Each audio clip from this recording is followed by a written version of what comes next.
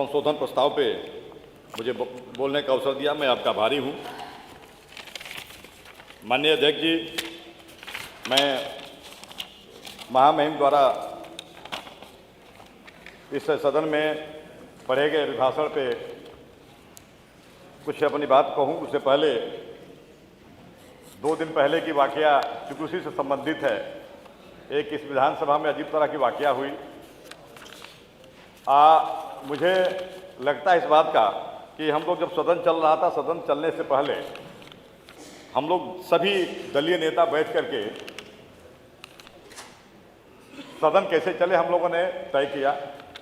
उसमें उस विषय से हट करके सभी लोगों ने, उधर से समाजवादी पार्टी से हमारे मनोज भाई थे, सब लोग थे, सब लोगों ने कहा कि 22 जनवरी को, क्योंकि इसलिए कि सदन में ये पहली बार ऐसी स्थिति आई जब से हम भी विधायक हैं, जिस तरह से काउंटिंग हाथ करा करके आपने किया था, उसी पे मैं आ रहा हूँ कि तो सब लोगों ने कहा था कि नहीं, उत्तर प्रदेश में 22 जनवरी को जो अयोध्या में कार्यक्रम हुआ सराहनीय रहा, सफल रहा। तो सब लोगों की भाई चिंता है। हम विभिन्न दलों में जरूर हैं, हमारे दल जरूर अलग अलग हैं, विभिन्न जाति धर्म मजहब के जरूर लोग हैं, लेकिन अगर सबको पता है कि नहीं, राम का जन्म अगर अयोध्या में हुआ है और उनके लिए अगर उनको स्थापित कर करके और सफल आयोजन किया गया जिसकी पूरी विश्व सराहना किया, हम उस दलीय बैठकों में सभी लोगों ने सराहना किया। उसमें उस दिन अगर प्रस्ताव आ भी गया, देखिए कोई भी ऐसा नहीं है, कार्यकाल किसी का भी हो। अध्यक्ष जी, जिस तरह से आज हमारी उत्तर प्रदेश की विधानसभा मान लीजिए देश में एक अच्छी विधानसभा के रूप में पहचानी जा रही है, उसके गैलरी या उसके एक आपके द्वारा संपन्न कराए जा रहे जो कार्य है उसको लोग आकर के उसकी प्रशंसा करते जा रहे हैं, तो हम लोग सबको गर्व होता है। भाई ये जरूर है कि हम भी उत्तर प्रदेश के हैं, इसी विधानसभा के हैं, तो निश्चित रूप से हमारे उत्तर प्रदेश में अगर कोई इस तरह का काम हो रहा है तो सबसे पहले हम उत्तर प्रदेशवासी हैं। हम सबको, अब उस दिन ऐसा प्रस्ताव आया तो कुछ ऐसा उसमें था भी नहीं, लेकिन अब चूँकि बड़ा मैसेज बाहर गलत गया और उसका नतीजा क्या हुआ, जब उसी में से दूसरे दिन टिक्का टिप्पणी होने लगी कि नहीं हमारे हाथ को गलत गिन लिया गया। मेरे समझ से हम सबको नहीं होना चाहिए। जैसे मान लीजिए आदरणीय नेता प्रतिपक्ष भी बैठे हुए हैं, भाई जैसे हमारे यहाँ कान्हा स्टेडियम है, वो जरूरी है। भाई कान्हा स्टेडियम ठीक है, हमारी सरकार के समय लैंड एक्वायर हुआ, 2 बार टेंडर हुआ, वह स्टेडियम टेंडर फाइनल नहीं हो पाया, तब तक आपकी सरकार आ गई, आपने स्टेडियम बनवाया। हमारे उत्तर प्रदेश में स्टेडियम है, कोई बनवाए, हम अगर इस बात की गिनती करेंगे तो इसके लिए नहीं होगा। अब इसके लिए ये नहीं कि हम इस दल में हैं तो हम कैसे हाथ उठाएं, मतलब कि अच्छा काम हुआ, ये नहीं होना चाहिए। हमको इस पर जरूर, इसमें मुझे लगता है कि इसमें आगे से मुझे लगता है कि नेता प्रतिपक्ष महोदय हैं वो अपने सम्मानित विधायकों से कहेंगे कि भाई ऐसा आप लोगों ने क्यों किया। तो उसी में जैसे एक अभी के विधायक आके सुबह कहने लगे नहीं अध्यक्ष जी मेरा नाम गलत छप गया, मैंने तो समर्थन में उठाया था। कितना मैंने पार्टी के लिए कितना अजीब सी स्थिति उत्पन्न हो गई होगी। तो मेरे समझ से ये ऐसा नहीं होना चाहिए, ये सब चीज़ें इससे हटके हैं। माननीय अध्यक्ष जी, स्टैंड सबके एक एक करके धीरे धीरे क्लियर होते जा रहे हैं।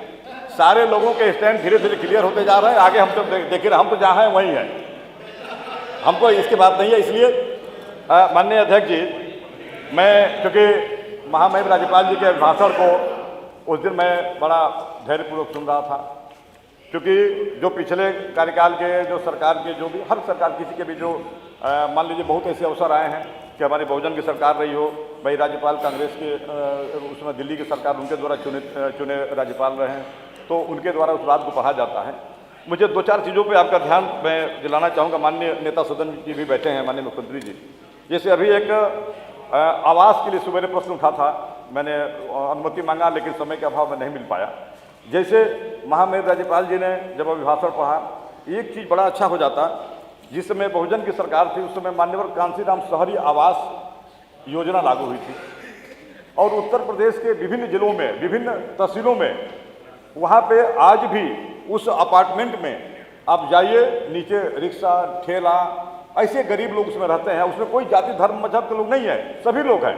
लेकिन दुख इस बात का है कि उस समय जो आवास कंप्लीट नहीं हो पाया, जिसमें 90% काम हो गए, किसी में 5% काम बाकी है, किसी में 10, इससे अधिक नहीं बाकी है।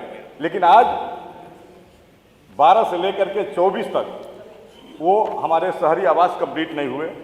एक बार आपने इसी पीठ से निर्देश दिया था माननीय नगर विकास मंत्री जी को कि अगर वह किसी पार्टी का पैसा नहीं है, वह सरकार के खजाने का पैसा लगा हुआ है, और आपने नगर विकास मंत्री जी को निर्देश दिया कि अगर ऐसे उत्तर प्रदेश में अगर इस तरह के बन करके तैयार हैं और आवंटित नहीं हो पा रहे हैं थोड़े से काम के लिए, तो मुझे लगता है कि महामहिम राज्यपाल जी अगर उस भाषण में जोड़ देती कि नहीं देखिए उत्तर प्रदेश में जितने इस तरह से अभी अधूरे पड़े थे ये हमारी सरकार ने जोड़ दिया, मुझे बड़ा अच्छा लगता। माननीय अध्यक्ष जी, एक बड़ी उम्मीद थी, जैसे हर डिस्ट्रिक्ट में मेडिकल कॉलेज की बात हो रही है, हर डिस्ट्रिक्ट में मेडिकल कॉलेज, मैंने बजट पे बात में रखूंगा, बलिया जनपद आज भी उस मेडिकल कॉलेज से वंचित है। उसमें जगह की परेशानी आ रही है कि शहर में जगह नहीं मिल रही है। तो अगर शहर हमारा मान लीजिए अगर जगह नहीं मिल रही है तो मैं माननीय मुख्यमंत्री से आग्रह करूंगा कि उसको भी कोई कैबिनेट से शिथिल करके कहीं भी अगल बगल मैंने सरकार के पास अगल बहुत ज़मीनें हैं ऐसी जहाँ पे उस ज़मीनों को सरकार चाहे तो चिन्हित करके तो मैं तो माननीय मुख्यमंत्री जी, क्योंकि वो होगा मैंने रसना के लिए कहा था, लेकिन रसना चूंकि उत्तर प्रदेश नहीं भारत के हिस्से से नक्शे से बाहर है। जब भी कोई रसना की बात आती है तो बलिया वाले लोग ऐसे कूदते हैं जैसे लगता है कि रसना नक्शे में ही नहीं है।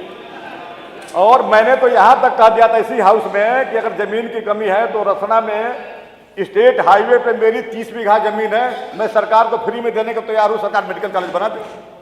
मैंने तो यहाँ तक कहा था। लेकिन हमारे बलिया के लोग, अब बलिया के नेता भी लोगों के पास भी, मैं नाम नहीं लगा क्योंकि टिप्पणी, बलिया के नेता लोगों के पास उसी बलिया शहर में इतनी जमीन है उन लोगों के पास नहीं जी कि उसमें मेडिकल कॉलेज नहीं, कितने क्या क्या बन सकते हैं, लेकिन वो लोग नहीं देंगे। अब कहिएगा तो दस्तावेज लिया के भी दे दूंगा। अब बलिया शहर में है, 9 किलोमीटर की परिधि में है। चलिए वो सब समझ गए, आप आगे बढ़िए। 9 किलोमीटर की परिधि में है। माननीय अध्यक्ष जी, चलिए धन्यवाद, थैंक यू। माननीय अध्यक्ष जी, धन्यवाद। माननीय अध्यक्ष जी, बहुत कुछ नहीं। माननीय अध्यक्ष जी, हमारे आग्रह है, हमारी चीनी मिल बलिया में उद्योग के नाम पे 2 ही उद्योग था, एक कताई मिल थी और एक चीनी मिल। कताई मिल कब से बंद पड़ी है। चीनी मिल जब ये हमारे नेता प्रतिपक्ष महोदय उधर थे तो मैंने आग्रह करता रहा, तो ये कहे कि नहीं, इन्होंने कहा कि वो क्योंकि प्राइवेट मतलब ट्रिपल P पे बनेगी, तो ये कहे कि नहीं आप ही बनवा लो। और बताइए हम मांग कर रहे थे, इन्होंने कहा आप ही बनवा लो। इधर भी जब बात करते हैं तो हमारे कई उस दिन मंत्री जी कहे कि नहीं भाई, तो नहीं, कहने का मतलब ये है ना कि कोई हम हर 1 डिस्ट्रिक्ट 1 प्रोडक्ट की बात करते हैं, ये सबसे जुड़ा हुआ है। अब हमारे यहाँ बलिया के लोग अपने गन्ना लेकर के आजमगढ़ जाते हैं घोसी में, तो इसलिए मैं माननीय अध्यक्ष जी मैं आग्रह करूंगा, ये हमारा सौभाग्य है कि हम लोग नेता जो ये दलीय नेता हैं, आज ऐसे समय पे आपने अवसर दिया, हम सब सदा आपके आभारी रहेंगे। जिस समय आदरणीय नेता सदन और नेता प्रतिपक्ष महोदय, हम लोग चाहते हैं कि भाई हमारे जो नेता है प्रतिपक्ष के हमेशा रहे ताकि हम लोग अपनी बात रखें। लेकिन अब हमारे नेताजी, हाँ भाई हमारे देखिए हमारा नेतृत्व हमारे लीडर अपोजिशन करते हैं, तो हम लोग चाहते हैं कि भाई इनके नेतृत्व में रहें। लेकिन अब चूंकि अब नेताजी हमारे नेता प्रतिपक्ष अपनी बात कहते हैं फिर चल देते हैं लेकर के, तो हम लोग अकेले हो जाते हैं। कभी रहेंगे तो हम लोग को बल मिलेगा। धन्यवाद। इसलिए मैं आदरणीय अध्यक्ष जी, चूंकि मैं ठीक है मैं समझ रहा हूँ, क्योंकि इसलिए कि माननीय नेता सदन में बैठे हुए हैं, समय का अभाव है, बहुत सारे मुद्दे थे और मैं 2 विशेष मुद्दों पे आपका ध्यान आकृष्ट कराया। वो हमारे माननीय कांसीराम शहरी आवास, पूरे प्रदेश की स्थिति ऐसी हुई है जिसमें उदाहरण के तौर पर बलिया में रसना में वो बन के खड़ा हुआ है। अब मुझे लगता है कि कम से कम उसमें 400 फ्लैट होंगे। और मुझे लगता है कि माननीय अध्यक्ष जी मैं आपकी मजबूरी समझ सकता हूँ। मैं संशोधन प्रस्ताव पर बल देते हुए अपनी बात समाप्त करता हूँ। श्री रघुराज प्रताप सिंह राजा भैया। माननीय अध्यक्ष जी, महामहिम श्री राज्यपाल के अभिभाषण पर आपने बोलने का अवसर दिया, इसके लिए कृतज्ञता ज्ञापित करता हूँ, आभार व्यक्त करता हूँ। आपकी नज़र में हम सब